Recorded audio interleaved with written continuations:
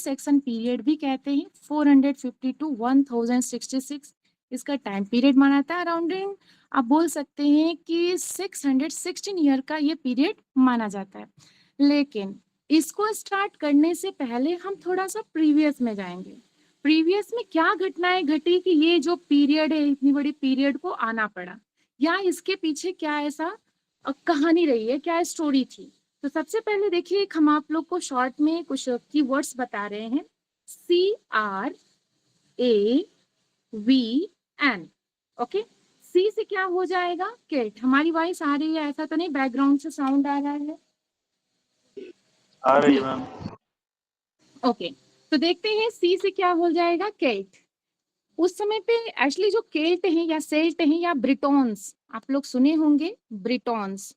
Okay, जो ब्रिटोन्स थे वो ब्रिटेन के जैसे बोल सकते हैं कि ओरिजिनल इनहैबिटेंट्स थे। इंग्लैंड के ओरिजिनल इनहैबिटेंट्स से, वहां पे वहीं के निवासी ही थे। एक्चुअली पहले इसको ब्रिटोन इन्हीं के नाम पे ब्रिटेन कहा जाता था, तब इंग्लैंड नहीं पड़ा था नेम। ओके, तो हुआ, और उसके बाद फिर आर देखते हैं। आर से क्या हो जाएगा? रोमन्स। अगर इस तरीके से पूछा जाए कि सबसे पहले इन्वेडर्स इंग्लैंड में कौन आया था या ब्रिटेन में कौन आया था, वो कौन हो जाएंगे? रोमन्स हो जाएंगे। Means first invaders who came to England, that's called Romans. Okay, और आपको मैं बता दूं, रोमन्स का जो टाइम पीरियड था वो 55 BC से ले जाता है। ओके, एक मिनट, हम इसको पूरा इरेज कर दें, नहीं तो हम जो लिखेंगे वो आप सबका पूरा हौश पौश हो जाएगा। ओके, ठीक है, आगे देख लेते हैं। नेक्स्ट जो आता है ए। ठीक है, ए में क्या हो जाएगा? एंग्लो सेक्सन, जो कि अभी हम लोग डील करेंगे। एंग्लो सेक्सन जो पीरियड माना जाता है 407 टू लेकर के 787। ठीक है, 787 तक का इनका टाइम पीरियड माना जाता है।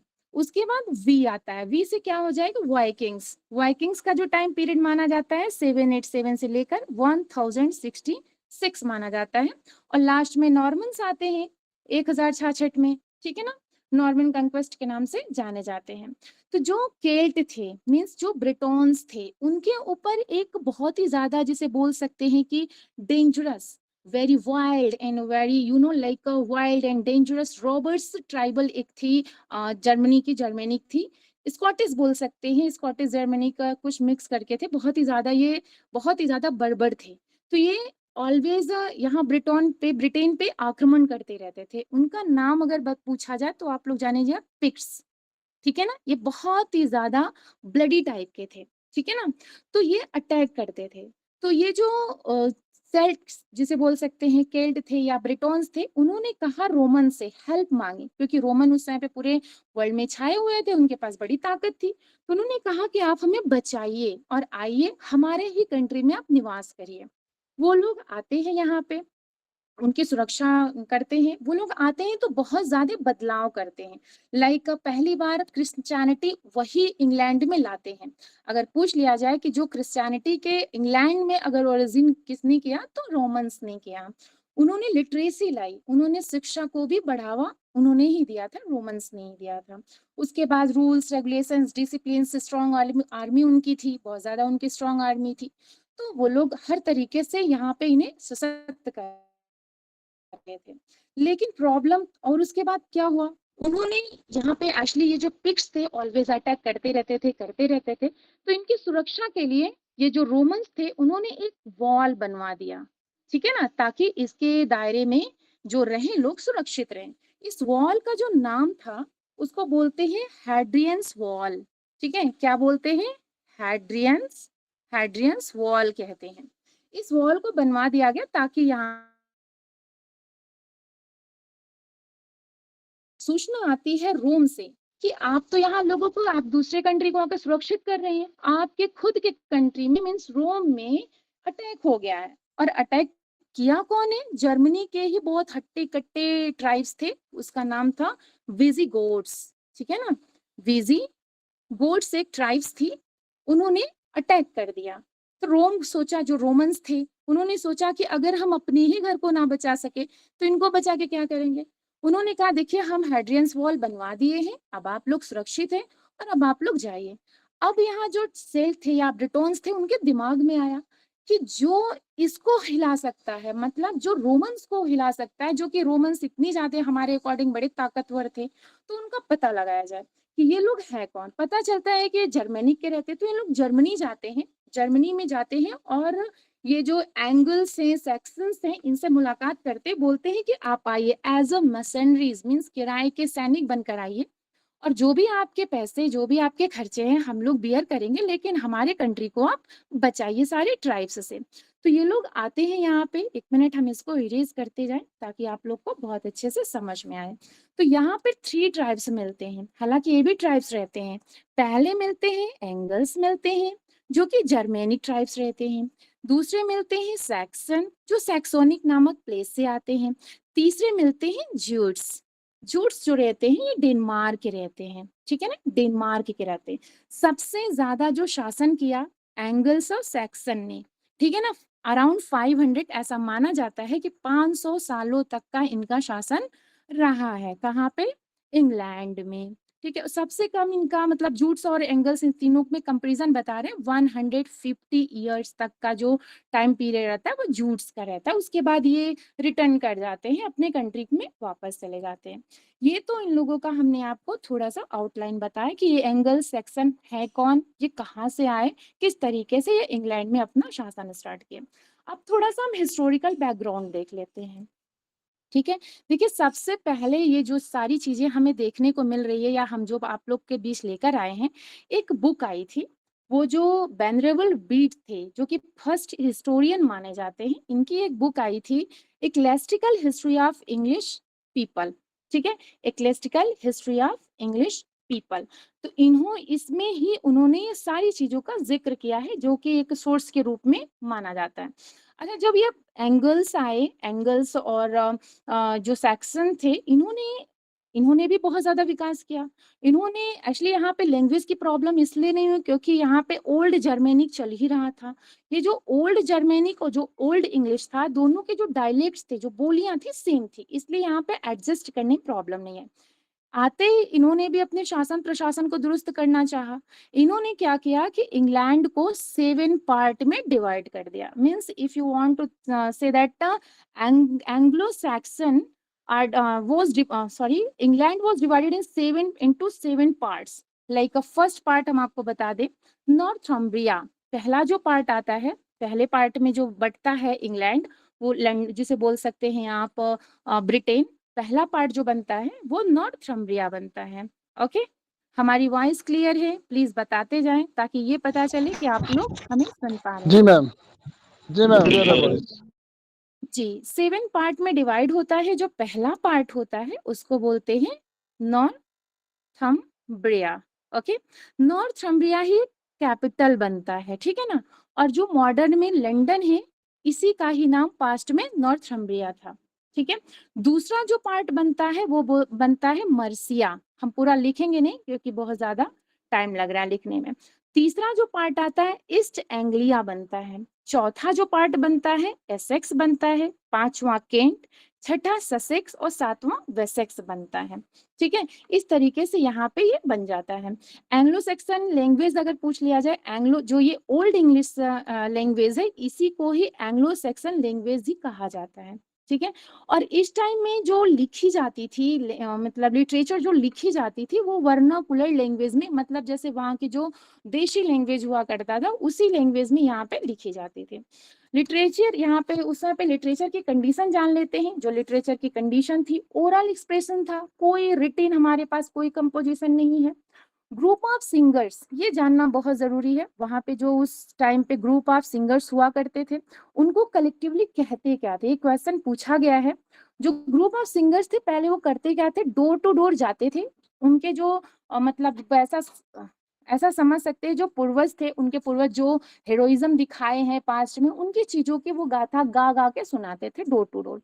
और वो जो ग्रुप कोरस था थे क्या सिंगर्स मैम? का, हाँ जी, कोरस थे, कोरस। नहीं नहीं, उनके सिंगर्स के जो ग्रुप थे उसको बोलते थे स्कोप, ठीक है ना। Group of singers also called scope. Clear? Okay ma'am. Okay, हाँ जी।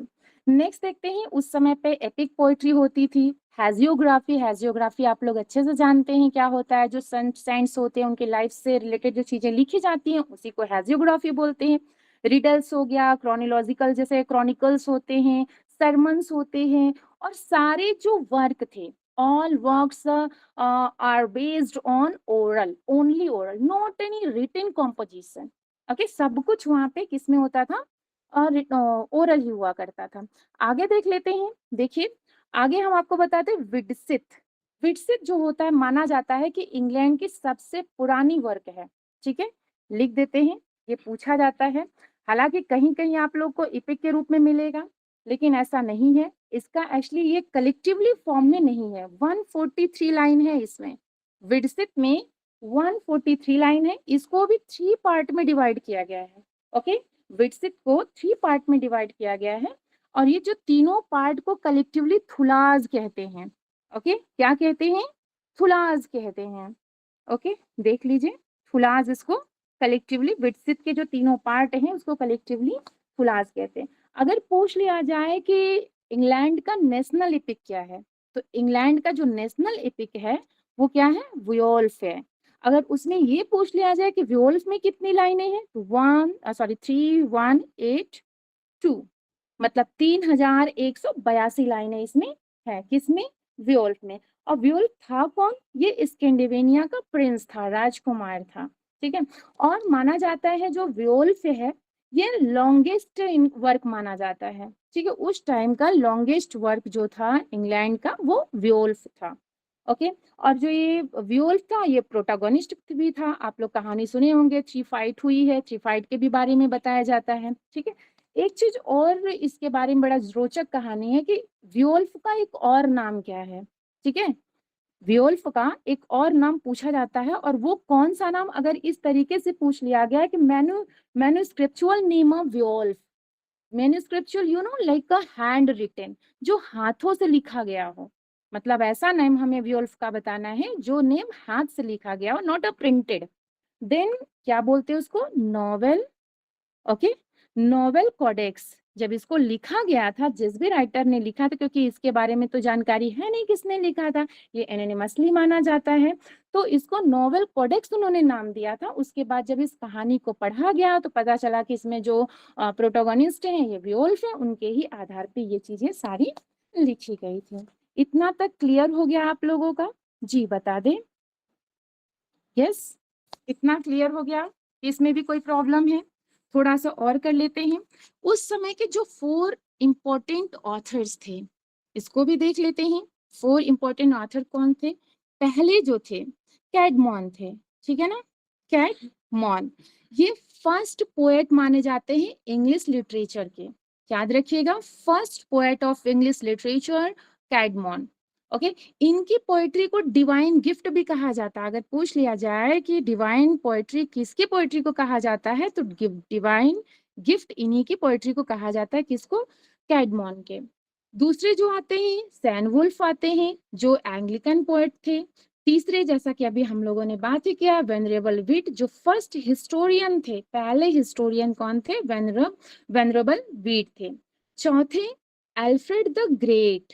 अल्फ्रेड द ग्रेट के ही आप जो ये आप जानते हैं कि एलिजाबेथ जो फर्स्ट आई थी, इन्हीं के ही वंशज, इन्हीं के ही मतलब इनके पूर्वज थे। कौन, एलिजाबेथ जो थी उनके पूर्वज ये अल्फ्रेड द ग्रेट माने जाते हैं। ये बहुत ही ज्यादा उस समय के सबसे ज्यादा highly educated and like a literate person उस समय के अल्फ्रेड द ग्रेट माने जाते थे। इनका प्रोज पोएट्री में बहुत ज्यादा पकड़ था। ये मोस्टली ट्रांसलेशन के लिए भी जाने जाते थे। ओके, ये बहुत ज्यादा ट्रांसलेशन के क्षेत्र में बहुत ही काम उन्होंने किया। बाइबल को भी उन्होंने ट्रांसलेट कोशिश किया ट्रांसलेट करने की, जो पास्ट की कुछ हिस्ट्री की बुक थी या कुछ और भी बुकें थी उसको उन्होंने ट्रांसलेट किया। तो कौन, अल्फ्रेड द ग्रेट। तो इस तरीके से हम लोगों ने यहाँ पे कुछ फीचर्स और कुछ हमने लिटरेरी टॉपिक्स पे डिस्कशन किया। कल हम लोग और लिटरेरी फीचर्स जो कि यहाँ पे और हैं उसको भी देखेंगे। इसमें यहाँ तक में किसी को कोई प्रॉब्लम, किसी पॉइंट में ऐसा जहाँ पे क्लियर ना हुआ हो, फिर से क्लियर कर दें। जी बताएं। यस, कोई है। Thank you ma'am, okay, welcome. Thank you ma'am. आगे Thank you, ma'am. Thank you very much. जी, Lal Ahmad sir, kindly proceed. Yeah. Okay. Thank you very much. Am I Good audible? evening, sir. जी, very good evening.